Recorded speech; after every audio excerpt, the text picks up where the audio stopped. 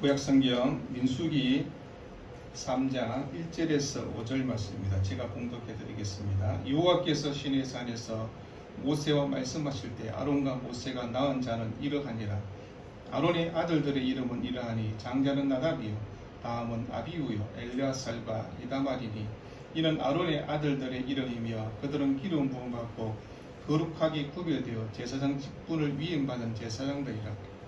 나답과 아비우는 시내 광야에서 여호와 앞에 다른 불을 들이다가 여호와 앞에서 죽어 자식이 없었으므로 엘르아살과 이다말이 그의 아버지 아론 앞에서 제사장의 직분을 행하였더라. 여호와께서 또 모세에게 말씀하여 이르시되 40절에서 45절 보겠습니다. 40절입니다. 40절에서 45절. 여호와께서 또 모세에게 이르시되 이스라엘 자손에 처음 태어난 남자를 1개월 이상으로 다 계수하여 그 명수를 기록하라. 나는 여호와라. 이스라엘 자손 중 모든 처음 태어난 자 대신에 내 인을 내게 돌리고 또 이스라엘 자손의 가축 중 모든 처음 태어난 것 대신에 내 인의 가축을 내게 돌리라. 모세가 여호와께서 자기에게 명령하신 대로 이스라엘 자손 중 모든 처음 난 자를 계수하니 1개월 이상으로 계수된 처음 태어난 남자의 총계는 22,273명이었더라.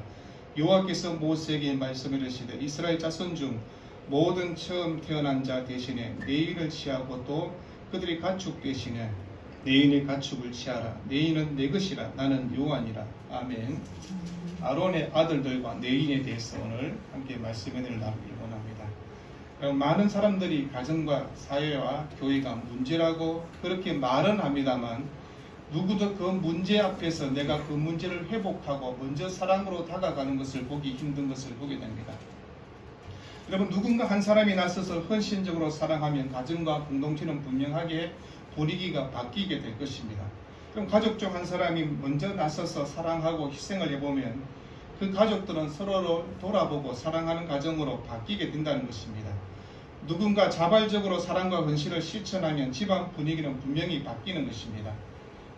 집에 가서 왜 밥을 안 차려주느냐고, 청소는 제대로 했느냐고, 퇴근했으면 애들하고 좀 놀아줘야지라고 서로를 향해서 요구하고 원망하면 그 가정은 불행한 가정이 될 것입니다.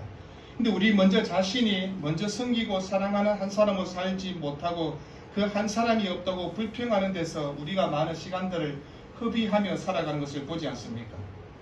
우리가 속한 가정, 공동체가 왜 섬김과 희생을 통해서 기쁨을 누리지 못할까를 생각해 보는 것입니다.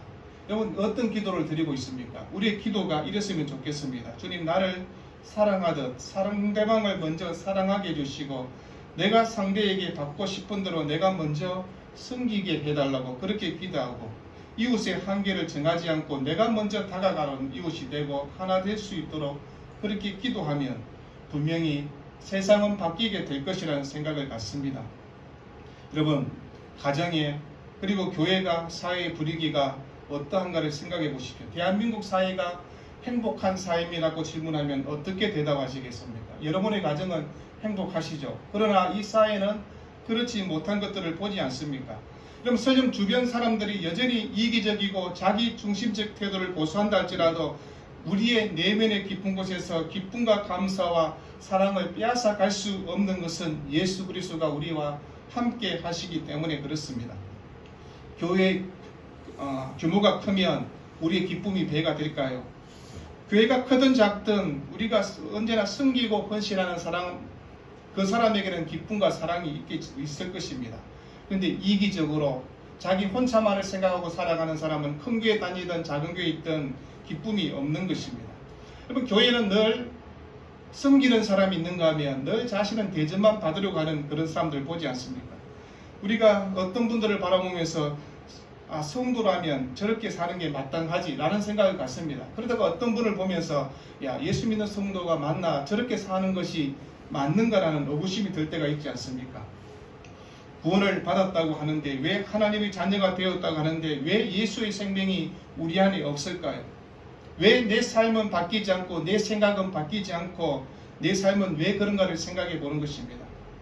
여러분, 일상의 삶이 예배라고 그렇게 말하지 않습니까? 일상의 삶과 예배는 분리될 수 없는 것이기 때문에 일상의 모든 삶에서 하나님의 자녀다운 삶은 계속되어야 되는 것입니다.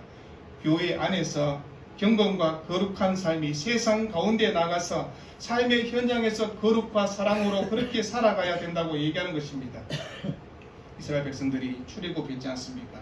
그리고 하나님 중심으로 살기 위해서 하나님께서 성막은 이렇게 만들어야 된다고 그렇게 가르쳐 주었습니다. 그러면서 이스라엘 백성의 진영은 아침에 일어나서 눈을 뜨고 그리고 잠자리 들 때까지 항상 하나님의 임재를 느끼며, 그래서 낮에는 푸른 기둥, 밤에는 불기둥이 함께하는 것을 보며 그렇게 생활했습니다. 광야라는 환경이지만 하나님 중심의 삶을 포기하거나 미룰 수 없는 것은 성도의 정체성을 갖고 살아가는 것이라고 그렇게 얘기하는 것입니다. 그러면 인생의 광야가 왜 없겠습니까? 그러나 광야에서 날마다 자신의 삶을 돌아보며 죄와 싸우며 하나님 앞에서 우리가 모든 삶을 맡기며 살아가는 것이 광야의 인생이라고 얘기하는 것입니다. 하나님이 우리를 부르셔서 복된 성도의 삶의 길로 인도하신다는 것을 믿습니다라고 고백하지만, 그러나 광야의 길이라는 것입니다.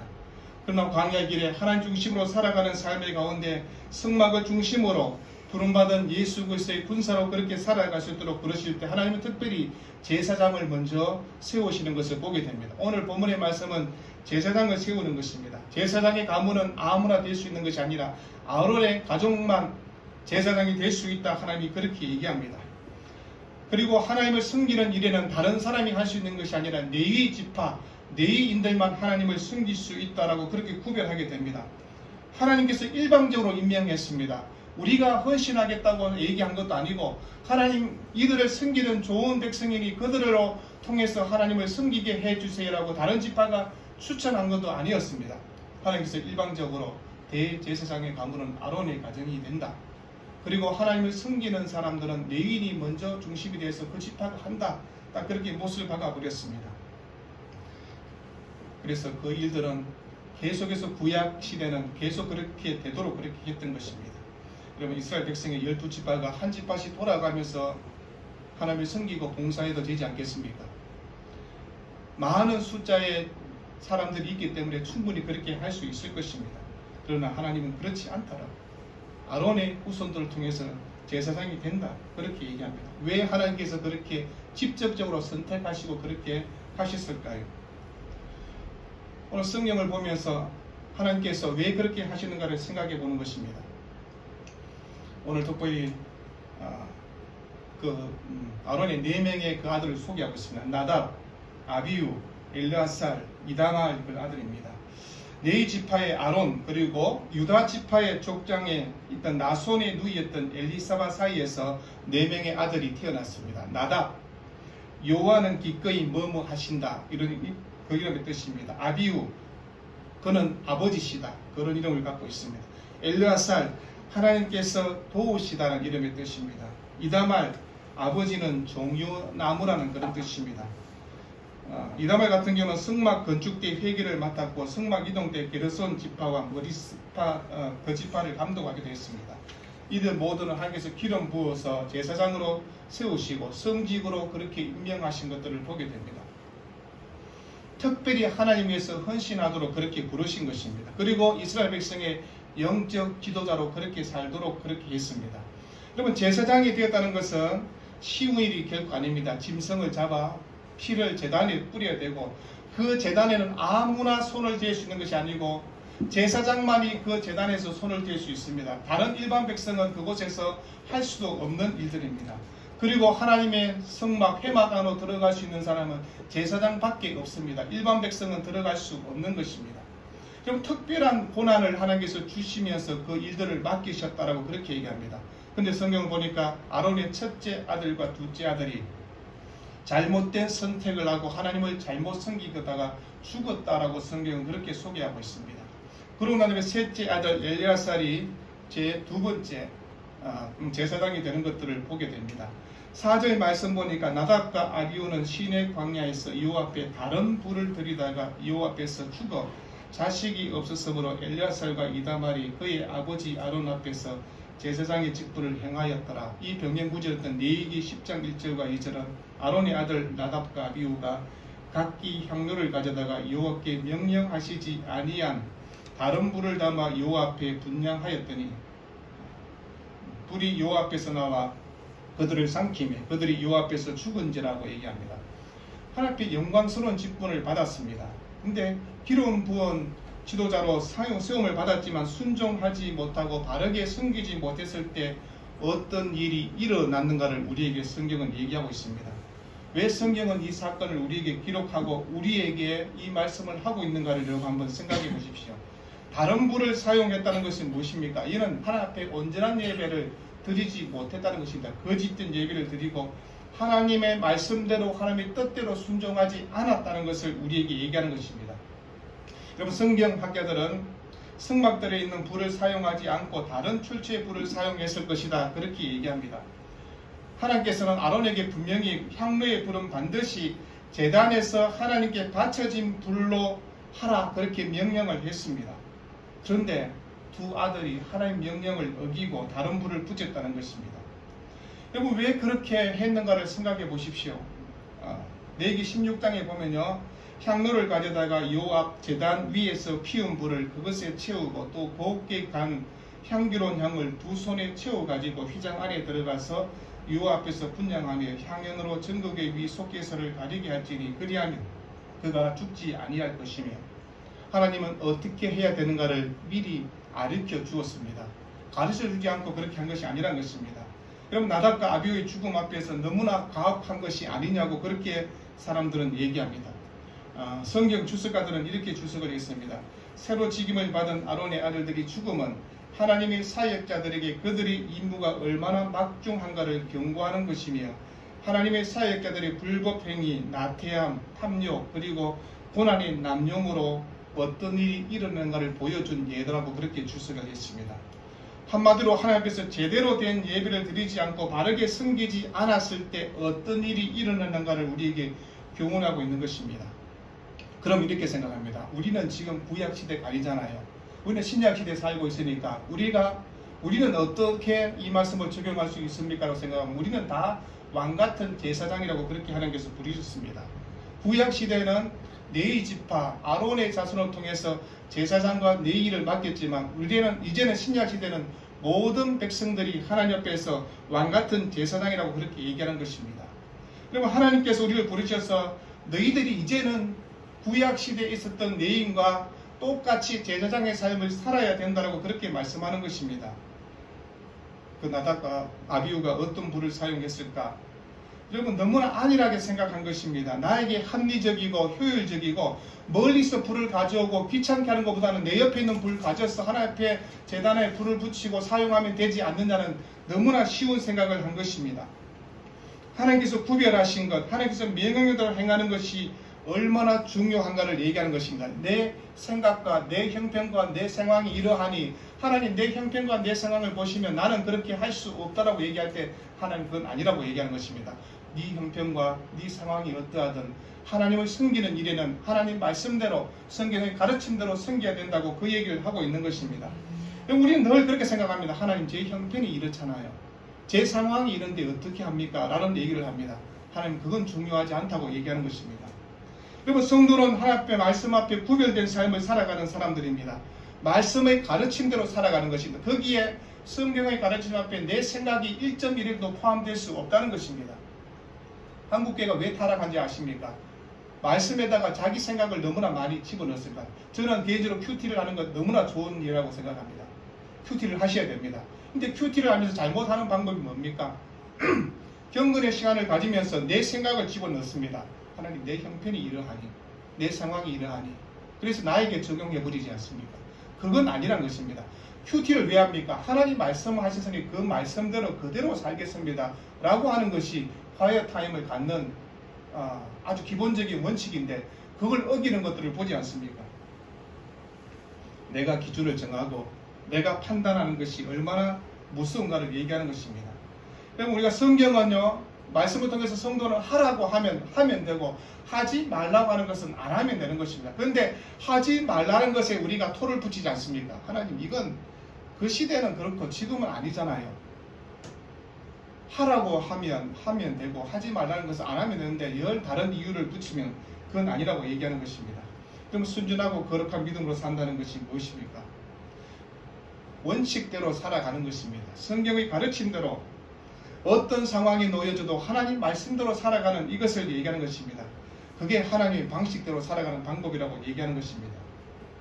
여러분, 우리가 이 땅을 살면서 느끼는 것이 뭡니까? 예수님의 마음이 오죽 답답했으면 성경에 이런 말씀이 있을까를 생각해 봅니다. 요한복음 17장 보면요, 내가 비옵는 것은, 내가는 예수님입니다. 예수님이 기도하는 것은요, 그들을 세상에서 데려가시기를 위함이 아니요 다만 악에서 빠지지 않게 보전하시기를 위함이다. 내가 세상에 속하지 아니한 같이 그들도 세상에 속하지 아니하였사옵나이다. 그들을 진리로 거룩하게 하옵소서. 아버지의 말씀은 진리라고 그렇게 얘기합니다. 이 기도를 여러분 생각해 보시라는 것입니다. 우리 모두는 다 죄인입니다. 이스라엘 자손, 레위, 제사장 모두 다 죄인입니다. 그러나 하나님께서 특별히 죄인이지만 레위를 불려서 구별해서 하나님의 은혜 가운데 신실하게 살아가도록 그를 선택했다는 것입니다. 성별해서 부르셨다고 얘기합니다. 신약시대는 모든 성도를 성별해서 부른 사람입니다. 목사는 높고 장로는 그 다음이고 권사는 그 밑에고 집사는 그 밑에, 아닙니다. 전혀 그렇지 않습니다. 수평입니다. 목사든 장로든 권사든 집사든 성도든 다 하나님 앞에 왕같은 제사장으로 살아가라고 그렇게 얘기하는 것입니다. 너희 모두는 성별된 사람이라고, 하나님이 구별되어 부른 사람이라고 그렇게 얘기하고 있는 것입니다. 여러분, 성도가 살아가면서 어떻게 살아야 될까요? 교회 다니는 사람이나 교회 다니지 않는 사람이나 삶의 사고와 가치가 별 다르지 않은 것을 보지 않습니까? 이렇게 말합니다. 돈 잘 벌면 잘 되는 인생이고, 돈을 못 벌면 안 될 인생 같다라고 그렇게 생각하지 않습니까? 여러분, 성경에 그런 것은 없는데 우리가 그렇게 생각합니다.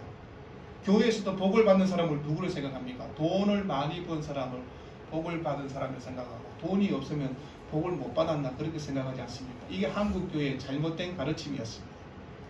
예수 믿어도 가난할 수 있지 않겠습니까? 예수 믿어도 병들 수 있고요. 예수 믿어도 사고 만날 수 있습니다. 그러나 병들고 가난하고 그렇게 사람에도 불구하고 내가 예수님이 좋다고 고백하고 예수를 따라가는 그 사람이 올바른 성도의 삶입니다. 부자가 되지 못하여 내가 비록 가난하여도 내가 하나님을 사랑하고 주의 길을 따라가는 사람들. 그럼 교회가 만사 형통을 외치는 것이 아니라는 것을 얘기하는 것입니다. 만사 형통을 외치는 것은 절에서 그렇게 외치십니다. 자기들한테 돈을 많이 바치면 만사 형통을 외쳐주지 않습니까? 교회는 만사 형통이 아니라 하나님의 영광을 위해서 살아가는 것입니다.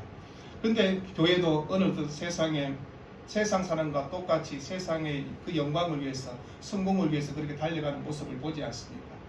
그래서 적당하게 타협하며 좋은 게 좋다라고 그렇게 말합니다. 좋은 게 좋지요. 그러나 진리 앞에서 좋은 것입니다. 타협에서 좋은 것은 없다라고 얘기하는 것입니다.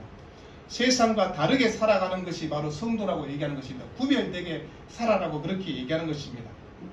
그리고 똑같이 경쟁하고 똑같이 열심히 하지만 잘 살 수도 있고 못 살 수도 있잖아요. 공부하는데 친구랑 옆에서 공부 똑같이 하는데 그 친구는 1등 하는데 나는 10등밖에 못 할 수가 있잖아요. 부모가 주어진 DNA가 있잖아요. 걔는 책을 2번 봤는데 외워버리고 나는 10번을 봐도 안 외워질 때가 있잖아요. 그럼에도 불구하고 내가 10등해도 괜찮지 않습니까? 하나님 주신 능력 가운데 내가 최선을 다했으면 그건 되는 것입니다. 근데 우리는 1등을 요구하잖아요. 우리 집 애들이 아빠를 미워하는 이유 중에 한 가지 그겁니다. 1등 하라고, 100점 받으라고. 우리 막내는 거기 포함되지 않습니다. 1등하고는 상관이 없게 살아왔기 때문에 괜찮고, 우리 큰딸이 거기에 대한 불만을 많이 갖고 있습니다. 우리가 하나님의 은혜 가운데 거룩하게 산다는 성도의 삶의 방식을 한번 생각해 보는 것입니다. 그러면서 오늘 성경은 대제사장만 그렇게 사는 것이 아니라 우리가 오늘 읽지 않았지만 레위인들도 어떻게 살아야 되는가, 그들의 직분이 뭔가를 성경은 길게 설명하고 있습니다. 레위인들은요, 회막, 하나님의 성막을 어떻게 관리해야 되는지, 그것을 어떻게 책임져야 되는지, 어떻게 제사장들을 도와야 되는지 그 일들을 우리에게 맡기고 있는 것을 보게 됩니다. 제사장들은 이스라엘 백성과 화해의 완충 역할을 하는 그런 일들을 합니다. 그 일을 도울 수 있는 사람이 누구냐? 레위인입니다. 아무나 할 수 있는 것이 아니라고 얘기하는 것입니다. 여러분, 회막의 기구들에 따라서 책임자를 따로따로 다 세웁니다. 어느 지파를 세울 것인가 성경은 얘기하고 있습니다. 여러분, 그날 모든 일에 하나님께서 얘기할 때 회막을 옮길 때는 어느 레위 지파가 하고 장막을 해체하고 꾸려서 이동할 때는 어떻게 해야 되고 그것을 설명하지 않습니까? 여러분, 성소를 보호하고 외인의 침략에 대해서 그것을 지키는 일도 레위인들이 하는 것들을 보지 않습니까? 하나님께서 그 일들을 다 맡겼습니다. 각자에게 임무가 있다는 것입니다. 하나님께서 우리에게 맡기는 임무들이 무엇인가를 생각해 보십시오. 왜 하나님께서 제사장을 부르시고 레위인들을 부르시고 성막을 섬긴 일을 맡기시고 각자가 해야 할 일을 다 맡기실까요? 성도에게 우리에게 하나님께서 맡기신 일들이 있다는 것입니다. 누구나 우리에게 사명이 있고 하나님 주신 일들이 있다는 것입니다. 나는 없는데요. 아닙니다. 다 있습니다. 그걸 안 해서 못해서 그런 것뿐이지. 그리고 하나님께서 맡기신 일들 어떻게 해야 되는가를 한번 생각해 보십시오. 오늘 게르손 자손 같은 경우는요, 장막을 돌본 일을 책임지고 장막에 대해서 출입하는 것들, 그래서 그 일들을 감당했습니다. 그래서 성전 뜰로 들어가는 그 입구를 막는 장막과 장막이 입구에 놓인 두 번째 휘장, 지성소 장막에 있는 모든 것을 분리시키는 세 번째 휘장, 그 일들 누가 하느냐? 하나님께서 게르손 자손만 해야 된다. 다른 사람이 하면 안 된다고 얘기합니다. 네 자손이지만 할 수 있는 자손이 있는 것입니다. 고핫 자손 같은 것은 하나님의 법궤와 다른 주요 설비를 책임지는 일을 했습니다. 법궤를 마치는 것은 고핫 자손에는 아무도 못합니다. 다른 자손이 마치면 큰일 나지 않습니까? 다윗이 법궤를 옮기다가 일어난 소독이 바로 그런 일들입니다. 그리고 하나님께서 머라이 조서를 통해서 성막의 널방과 띠와 기둥과 받침과 그 모든 기구와 그것에 쓰는 것들을 감당하도록 하는 것들을 보지 않습니까? 하나님께서 너는 이것을 해야 돼. 여러분, 모든 성도가 다 목사는 될 수가 없지 않겠습니까? 모든 성도가 다 장로는 될 수 없지 않습니까? 모든 성도가 다 권사는 되지 않습니다. 그럼에도 불구하고 권사로서, 집사로서, 내가 성도로서, 목사로서 해야 할 일들이 있는 것입니다. 권사가 하는 일이 고귀하고 다 고귀하죠. 성도가 하는 일은 안 고귀하고 아닙니다. 다 고귀한 일들이라는 것을 얘기하는 것입니다.